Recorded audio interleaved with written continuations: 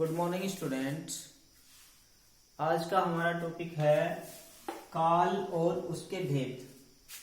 काल क्या होता है? काल समय का एक हिस्सा होता है जिसमें हम एक पार्टिकुलर समय को लेकर के चलते हैं। और वो पार्टिकुलर समय कौन सा होता है? यदि व्याकरण की भाषा में हम देखें, व्याकरण के हिसाब से हम देखें तो काल वो होता है जिसमें कोई कार्य होता है, कोई क्रिया संपन्न होती है या कोई भी क्रिया किसी भी रूप में हो रही है। तो वो जो जिस रूप में जिस समय में जो कार्य हो रहा है उस समय के हिस्से को क्या कहते हैं? काल कहते हैं। तो इसकी शाब्दिक परिभाषा क्या है? काल की परिभाषा क्या है?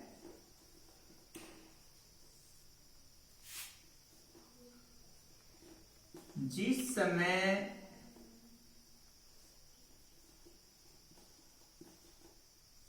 में क्रिया के होने की जिस समय में क्रिया के होने की स्थिति पता चले उसे काल कहते हैं। उसे काल कहते हैं। काल किसे कहते हैं? कि जिस समय में क्रिया के होने की स्थिति का बोध हो, यानी कि जिस समय में क्रिया हो रही हो उस समय को क्या कहते हैं? काल कहते हैं। अब काल के पार्ट कितने होते हैं? काल के भेद कितने होते हैं? तो आप अभी तक पढ़ते आ रहे हो कि काल के मुख्य कितने भेद होते हैं? 3 भेद होते हैं। कौन कौन से? पहला होता है वर्तमान काल, वर्तमान काल, भूतकाल और तीसरा होता है आपका भविष्य काल।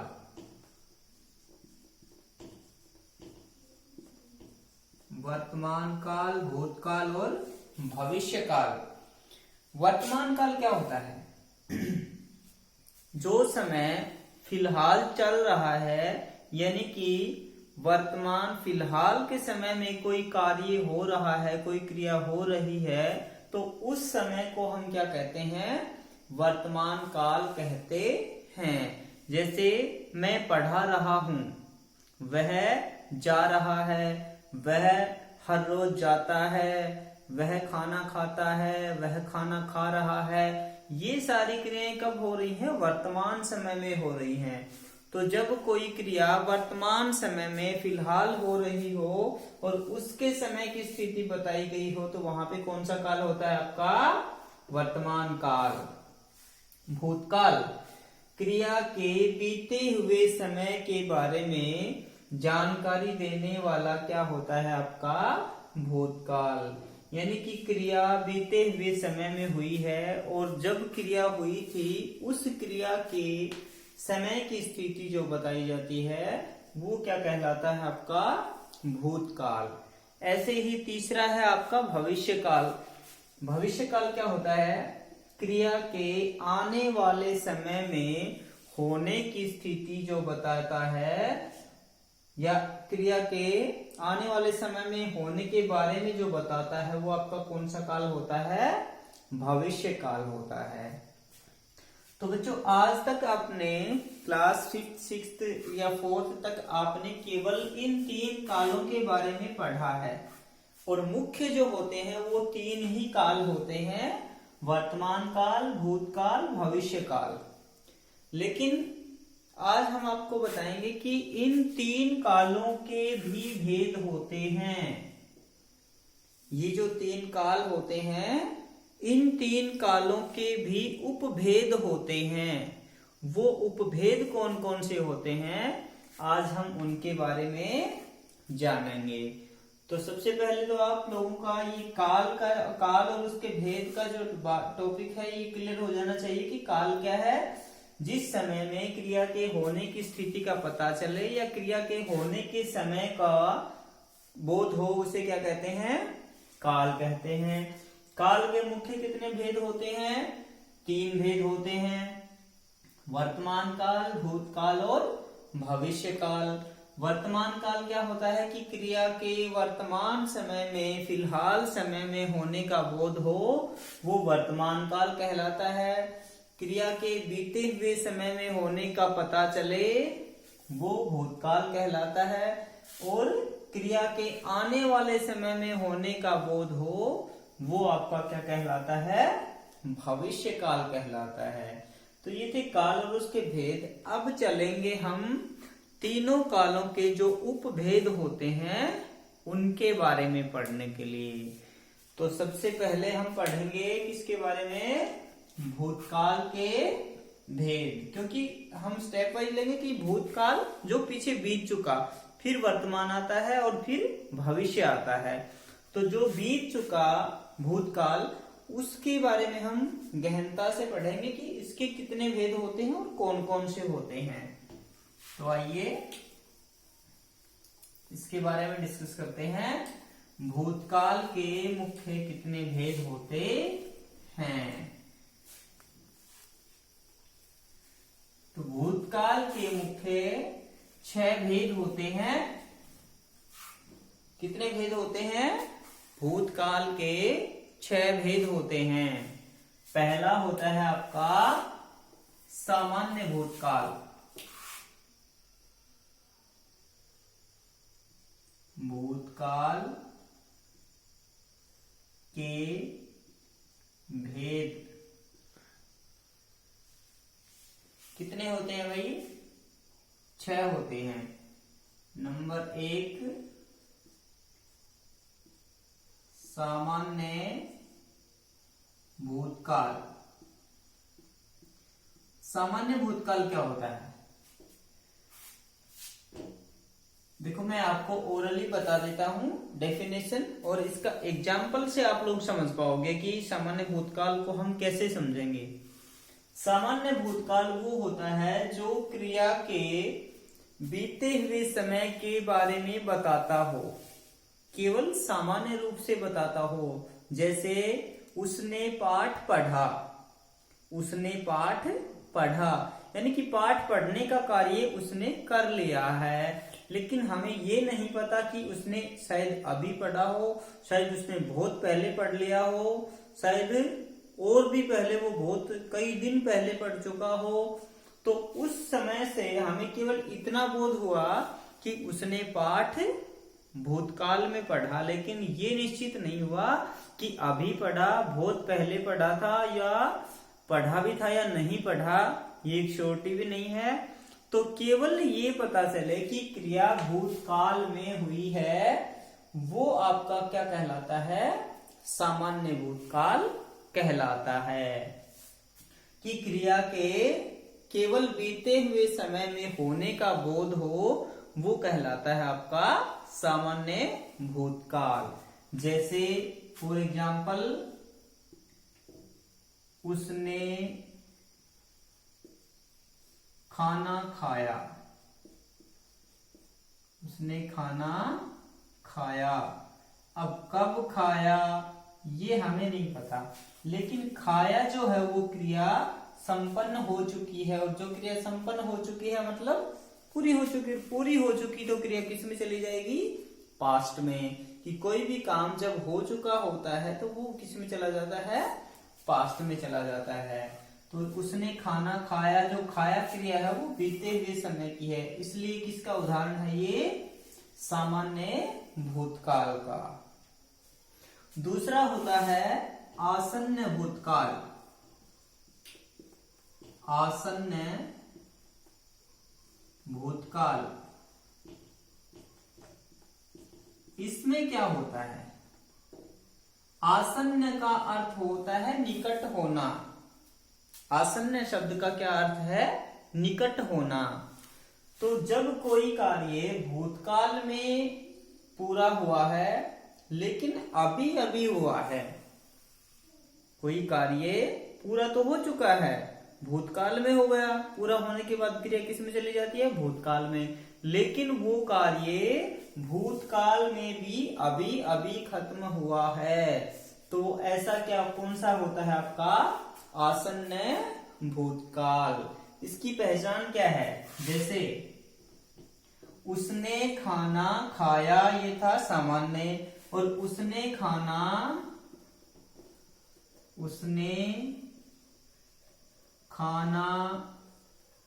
खा लिया है, उसने खाना खा लिया है। अब जिस वाक्य में ये जो क्रिया लग जाती है, उसने खाना खा लिया है, उसने काम कर लिया है, वह अभी अभी आया है, तो जिसमें जहां भूतकाल में है लग जाता है, क्रिया भूतकाल की हो और अंत में है लग जाता हो, तो आप समझ लेना कि वो कौन सा है, आपका आसन्न भूतकाल है। यानी कि कोई भी क्रिया भूतकाल में संपन्न हुई है लेकिन अभी अभी हुई है, जस्ट कुछ मिनट, कुछ घंटे, कुछ दिन पहले ही कोई कार्य संपन्न हुआ है, तो वो आपका पास्ट का जो है वो बिल्कुल नजदीक का जो समय होता है वो होता है। इसलिए इसे हम कौन सा कहेंगे, आसन्न भूतकाल। उसने खाना खा लिया है, वह अभी अभी गया है, वह अभी स्कूल से आई है। तो इस तरह के जो वाक्य हैं, आई है, गया है, लिया है, ले लिया है, दे दिया है, खा लिया है, तो जहां अंत में है आएगा वो आप क्या समझ लोगे कि आसन्न भूतकाल है। लेकिन है वर्तमान में भी आता है कि वह पढ़ता है, लेकिन यहाँ पे वह पढ़ता जो क्रिया है वो वर्तमान की है, और खाना खा लिया, लिया जो क्रिया है वो किसकी है, आपकी भूतकाल की है। तो भूतकाल की क्रिया उसने खाना खा लिया, उसने खाना खा लिया, तो इसका मतलब ये क्या हो जाएगा, जब है नहीं लगा है तो क्या हो जाएगा, ये सामान्य भूतकाल हो जाएगा। लेकिन उसने खाना खा लिया है मतलब अभी अभी खाया है, तो फिर क्या हो गया, ये आसन्न भूतकाल। क्लियर। तीसरा होता है आपका अपूर्ण भूतकाल।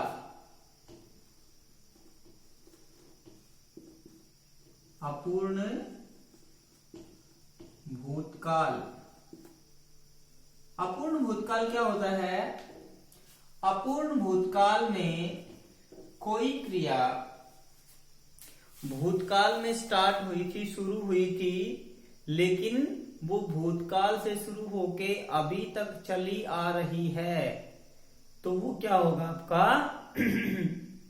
यानी कि वो क्रिया चल रही थी, भूतकाल में शुरू होके चल रही थी और उसके संपन्न होने की कोई सूचना नहीं हो, तो वो कार्य क्या रहता है, कंटिन्यूटी में रहता है। और कंटिन्यूटी में कोई चीज रहती है तो वो क्या होती है, कभी पूरी नहीं होती है। इसलिए अपूर्ण शब्द का अर्थ ही क्या होता है कि पूर्ण न होना, पूरा न होना।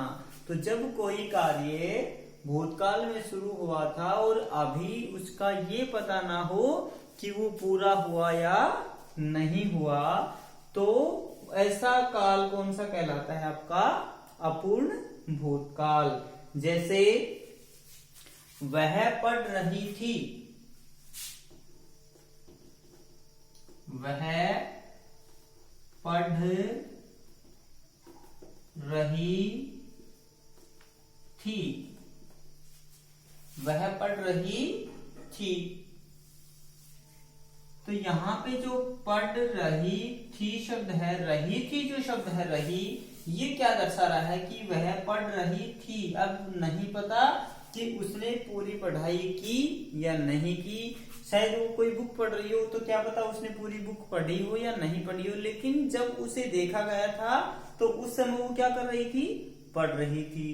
तो हमने जिस स्थिति में कार्य को देखा उस समय कार्य कंटिन्यू हो रहा था लेकिन पूरा नहीं हुआ था। तो ऐसी स्थिति में जब कोई कार्य भूतकाल में शुरू हुआ था, हमने जब देखा कि भूतकाल में हो रहा था, लेकिन उसके पूर्ण होने की स्थिति हमें नहीं पता हो, तो वो ऐसा काल कौन सा होता है आपका? अपूर्ण भूतकाल होता है। इसकी पहचान क्या होती है? रहा था, रही थी, रहे थे। रहा रही के साथ था थे थी लग जाएंगे तो मतलब समझ लेना कि कौन सा है आपका? अपूर्ण भूतकाल है। ठीक है। फिर आता है पूर्ण भूतकाल। अपूर्ण मतलब जो पूरा ना हो, पूर्ण मतलब जो पूरा हो गया हो। तो पूर्ण भूतकाल में क्या हो जाएगा? पूर्ण भूतकाल। पूर्ण भूतकाल में होता है कि कोई कार्य भूतकाल में पूर्ण हो चुका हो, भूतकाल में पूरा हो चुका हो। वह पढ़ता था, वह खाना खाता था, यानी कि उसकी जो क्रियाएं हैं वो पूरी हो चुकी थी। रहा था तो अधूरी थी, क्योंकि हो सकता है अभी पूरा ना हुआ हो, अभी भी पढ़ रहा हो। लेकिन वह पढ़ता था मतलब उसने पढ़ाई करके छोड़ दी। तो जहां पे रहा था, रही थी ना लग करके केवल क्या लगता हो? था थे थी लगता हो, वो होता है आपका पूर्ण भूतकाल। जैसे वह पढ़ता था, यानी कि पढ़ता था तो मतलब उसने पढ़ाई का कार्य कर लिया, चाहे उसने 2 ही क्लास पढ़ी हो, लेकिन अब उसने छोड़ दिया तो उसका कार्य पूर्ण हो चुका है। वह पढ़ता था। तो ये क्या हो गया आपका? पूर्ण भूतकाल। उसके बाद आता है आपका संदिग्ध भूतकाल।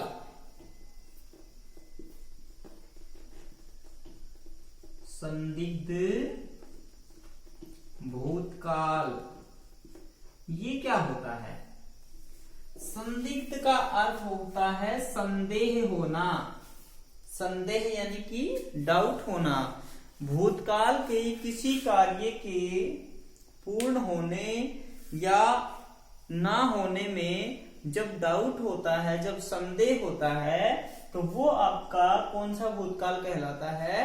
संदिग्ध भूतकाल कहलाता है। जैसे फॉर एग्जाम्पल, उसने खाना खा लिया होगा। अब हमें नहीं पता कि उसने खाना खाया या नहीं खाया, लेकिन हम अनुमान लगा रहे हैं कि इतना समय होने पर वो खाना खा लेता है अक्सर, तो हम आइडिया लगाते हैं कि उसने खाना खा लिया होगा। हो सकता है किसी वजह से नहीं भी खाया हो, लेकिन अनुमानित है कि उसने खाना खा लिया होगा। वह उसने पढ़ लिया होगा, वह सो गया होगा।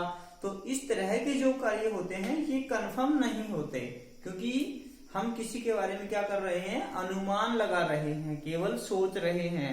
तो वहां पे कार्य के पूर्ण होने में हमें संदेह होता है, हमें डाउट होता है। लेकिन कार्य भूतकाल में हो तो फिर कौन सा होता है आपका? ये संदिग्ध भूतकाल। कि कार्य भूतकाल में हो लेकिन उसके होने में संदेह हो, शक हो, तो वो आपका कौन सा होता है? संदिग्ध भूतकाल। जैसे उसने खाना खा लिया होगा, उसने खाना खा लिया होगा। तो इस वाक्य में हमें ये नहीं पता कि खाना खाया या नहीं खाया, हम केवल अनुमान लगा रहे हैं। तो जहां अनुमान लगाया जाता है, डाउट होता है, वहां कौन सा होता है आपका? संदिग्ध भूतकाल। एक भेद और रह गया आपका भूतकाल का, वो होता है आपका हेतुमत भूतकाल। कौन सा होता है?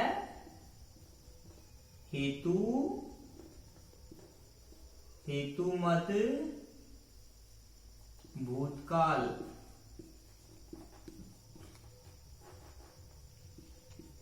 इसमें क्या होता है? इसके नाम से हम इसकी डेफिनेशन नहीं बता सकते, लेकिन इस भूतकाल में क्या होता है कि इसमें कोई क्रिया, जब दो क्रियाएं होती हैं तो एक क्रिया दूसरी क्रिया पर निर्भर होती है।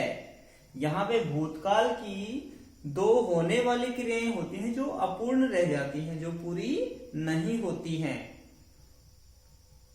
इसमें क्या होता है हेतु हेतुमत में कि भूतकाल में क्रियाएं होने वाली होती हैं, लेकिन एक दूसरे पे डिपेंड होने के कारण जब पहली नहीं होती है तो दूसरी क्रिया भी संपूर्ण नहीं हो पाती है।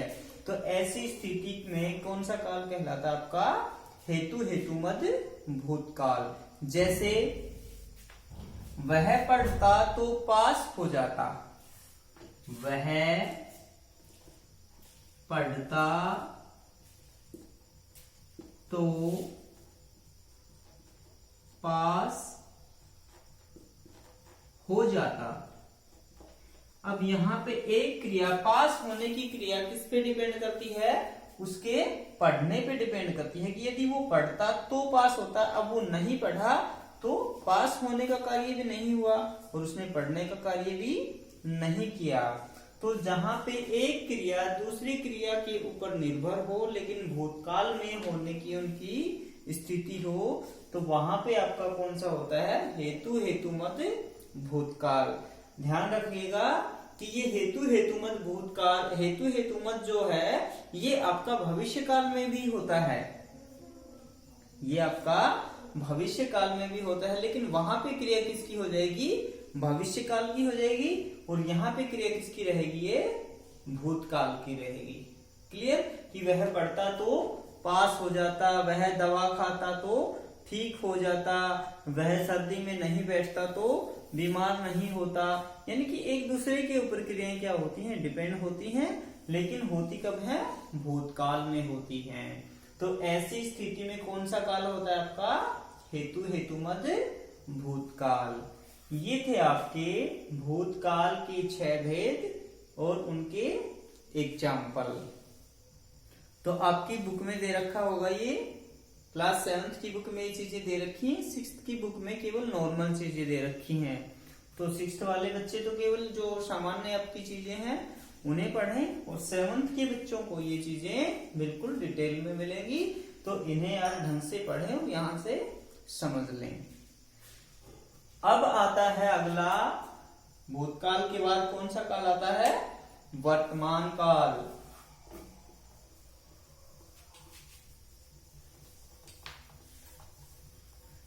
अगला काल आता है आपका वर्तमान काल। वर्तमान काल के भी 3 भेद होते हैं।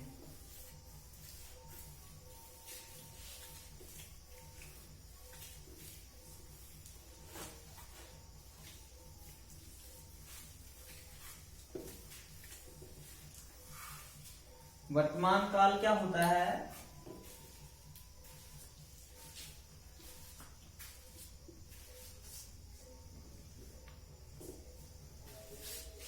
वर्तमान काल क्रिया के जिस रूप से उसके वर्तमान समय में होने की स्थिति का बोध हो, वो क्या होता है? वर्तमान काल कहलाता है। अब इसके भी कितने भेद होते हैं? 3 भेद होते हैं। पहला होता है सामान्य वर्तमान। सामान्य वर्तमान, इसमें क्या होता है कि क्रिया की केवल वर्तमान काल में होने का बोध हो, केवल इतना पता चले कि क्रिया वर्तमान काल में हो रही है, तो वो क्या होता है? सामान्य वर्तमान काल। जैसे वह जाता है, वह जाता है। अब उसके जाने की हमें स्थिति पता चले कि वह जाता है, हो सकता है वो डेली जाता है, हो सकता है वो थोड़ी देर के लिए जाता है, लेकिन उसकी जाने की स्थिति और वर्तमान काल में पता चल रही है। तो ये तो है आपका कौन सा? सामान्य वर्तमान काल। दूसरा होता है अपूर्ण वर्तमान काल। अपूर्ण वर्तमान काल। इसमें हमने जैसे भूतकाल का अपूर्ण पढ़ा था वैसे ही अपूर्ण वर्तमान का भी होता है। इसमें क्या होता है कि वर्तमान काल में क्रिया के अधूरे रहने की स्थिति का पता चलता है कि क्रिया इसमें पूरी नहीं हो रही है लेकिन लगातार हो रही है, अभी पूरी नहीं हुई है, वो क्रिया जारी है, लगातार हो रही है। तो वहां पे आपका कौन सा काल होता है? अपूर्ण वर्तमान काल। जैसे वह पढ़ रहा है, तो उसका पढ़ाई का कार्य क्या है? जारी है। वह जा रहा है, वह जा रहा है, वह जा रहा है, तो उसका जाने का जो कार्य है वो भी क्या हो रहा है? लगातार हो रहा है लेकिन पूरा नहीं हुआ है। तो जहां पे पूरा नहीं हुआ है वो क्या होता है? आपका अपूर्ण होता है। तो अपूर्ण वर्तमान काल में रहा है, रही है, रहे हैं, ये इसके अंत में आते हैं। तो मतलब समझ लेना कि ये कौन सा काल है? अपूर्ण वर्तमान काल है। तीसरा होता है आपका संदिग्ध वर्तमान काल। संदिग्ध वर्तमान काल, संदिग्ध का मतलब वही है, ये भी संदेह होना। तो वर्तमान काल में किसी कार्य के होने में संदेह हो, वो क्या होता है? आपका संदिग्ध वर्तमान काल। जैसे वह आ रहा होगा, वह आ रहा होगा, होगा या होगी कुछ भी कह सकते हो। वह आ रहा होगा, सीता सो रही होगी, सीता सो रही होगी। इसमें क्रिया रहा, रही है, ये तो क्या दर्शा रहे हैं? कि वर्तमान काल को दर्शा रहे हैं। तो फिर संदिग्धता कहाँ आ गई? कि वह आ रहा होगा, होगा और होगी जो शब्द हैं ये संदेह पैदा कर रहे हैं, इसमें कंफर्म नहीं है। ये इस स्थिति को, सोने की स्थिति को कंफर्म नहीं कर रहे हैं, ये केवल सोचा जा रहा है, इमेजिनेशन किया जा रहा है, शक है कि ऐसा हो रहा होगा लेकिन कंफर्म नहीं है, पक्का नहीं है। तो जहां पर वर्तमान काल में किसी कार्य के पूर्ण या होने या ना होने के बारे में संदेह हो, वो आपका कौन सा होता है? संदिग्ध वर्तमान काल। वर्तमान समय में किसी भी क्रिया के होने या ना होने में संदेह हो, वो क्या कहलाता है? आपका संदिग्ध वर्तमान काल। जैसे वह आ रहा होगा, सीता सो रही होगी, वह गाना गा रहा होगा। तो ये इसमें रहा, रही आएंगे और संदिग्ध भूतकाल में लिया होगा, हो चुका होगा, इस तरह के उसमें जो क्रिया है वो भूतकाल की आएगी, इसमें क्रिया जो है वो वर्तमान की रहेगी। लेकिन यहाँ पे दोनों में ही क्या रहेगा? संदेह रहेगा। तो ये होता है आपका संदिग्ध वर्तमान काल। तो वर्तमान काल के मुख्य 3 ही भेद होते हैं। ये इनके एग्जाम्पल हैं। डेफिनेशन आप लोगों को समझ में आ गई होगी और बाकी आप अपनी बुक में भी पढ़ सकते हो, उसमें भी अच्छे से दे रखा है। तो ये वर्तमान काल के 3 भेद थे। अब आपके दिमाग में क्वेश्चन आता होगा कि सर यहाँ पे आपने अपूर्ण बता दिया तो फिर पूर्ण क्यों नहीं बताया? तो ये क्वेश्चन आपके माइंड में जरूर उठा होगा। लेकिन बेटा वर्तमान काल पूर्ण होने के बाद कभी वर्तमान नहीं रहता है। जब कोई क्रिया संपन्न ही हो चुकी है तो मतलब वो पीछे जा चुका वो समय, और जो समय पीछे बीत चुका होता है वो कौन सा होता है? भूतकाल होता है। तो आपका जो पूर्ण वर्तमान काल होता है वो क्या बन जाता है? आसन्न भूतकाल, क्योंकि कार्य संपन्न हो चुका है। और हो चुका है आप इंग्लिश में पढ़ते हो, प्रेजेंट परफेक्ट जो पढ़ते हो वो प्रेजेंट परफेक्ट यहाँ पे हिंदी में नहीं होता है। यहाँ का हिंदी का जो इंग्लिश का जो प्रेजेंट परफेक्ट है वो आपका हिंदी के प्रेजेंट वर्तमान से निकल करके कहाँ चला जाता है, भूतकाल में चला जाता है। कि कोई भी क्रिया जब भूतकाल के समय में यानी कि संपन्न हो चुकी है मतलब भूतकाल हो गया। कोई भी कार्य संपन्न हो चुका तो मतलब समय बीत चुका, वो उस बीते हुए समय में हुआ है तो बीता हुआ समय क्या कहलाता है, भूतकाल कहलाता है। इसलिए आपका इंग्लिश का प्रेजेंट परफेक्ट जो टेंस है वो आपका यहाँ पे हिंदी के भूतकाल का पार्ट बन जाता है, ना कि प्रेजेंट का पार्ट रहता है। तो इस चीज को आप ध्यान रखें कि वर्तमान में कभी भी पूर्ण परफेक्ट टेंस या हिंदी में परफेक्ट पूर्ण नहीं होता है, इंग्लिश में होता है। तो काल में यही डिफरेंस आपको मिलेगा, बाकी चीजें आपकी कॉमन मिलेंगी। वहां पे भी प्रेजेंट पास्ट फ्यूचर तीनों कॉमन होते हैं और इनके जो पार्ट होते हैं 2-3 वो भी कॉमन होते हैं। लेकिन ये चीज आपको बिल्कुल ध्यान रखनी पड़ेगी कि वर्तमान का जो परफेक्ट होता है वो हिंदी में आकर के भूतकाल का हिस्सा बन जाता है और उसे क्या कहते हैं हम, आसन्न भूतकाल कहते हैं। ओके, अब आ जाइए आप भविष्य काल में कि भविष्य काल क्या होता है।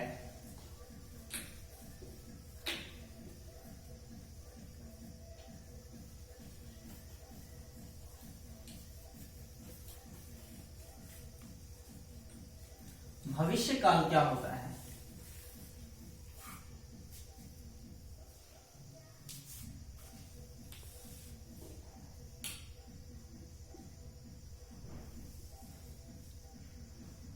भविष्य काल क्रिया के जिस रूप से उसके आने वाले समय का बोध हो, यानी कि क्रिया का आने वाले समय में होने का बोध हो, उसे क्या कहा जाता है, भविष्य काल कहा जाता है। जैसे वह पढ़ेगा, वह पढ़ेगा, वह खाना खाएगा, वह देर से सोएगा, वह देर से सोएगा। खाएगा, सोएगा, पढ़ेगा, ये जो क्रियाएं हैं ये किसके बारे में बता रही है, कार्य के आगे वाले आने वाले समय में होने के बारे में बता रही हैं। तो जो आने वाले समय के बारे में बता रहा हो वो कौन सा काल होता है, आपका भविष्य काल होता है। क्लियर? अब भविष्य काल के भी 3 भेद होते हैं। कौन कौन से 3 होते हैं? भविष्य काल के मुख्य कितने भेद होते हैं भाई? 3 भेद होते हैं। एक होता है सामान्य भविष्य,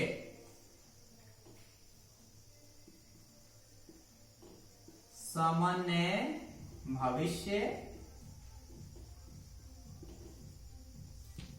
सामान्य भविष्य जैसे वह आएगा, जाएगा, खाएगा, पिएगा, यानी कि कार्य के क्रिया के आने वाले समय में होने का ही केवल स्थिति का पता चले, वो होता है आपका सामान्य भविष्य।